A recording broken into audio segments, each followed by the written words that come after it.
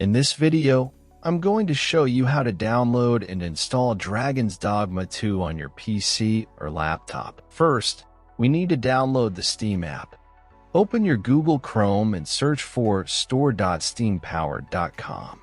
Link in description. Click on the Install Steam button on this page.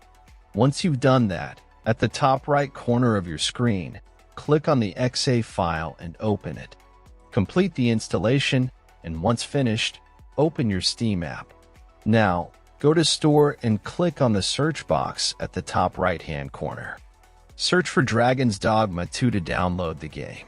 If game is not showing up, check out video in description.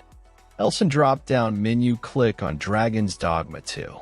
Then scroll down until you see Added to the Cart button. Click on it. Now click on Purchase for myself. Set up your payment method, and you're good to go. After completing the purchase, go to your library.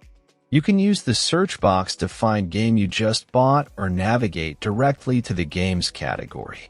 Next step I will show on Game I Own. First, click on the game you want to play. Now click Install. Complete installation process. When installation completed, click to play, and that's all. Thanks for watching, subscribe and help reach 1,000 subscribers mark so I can make more tutorials.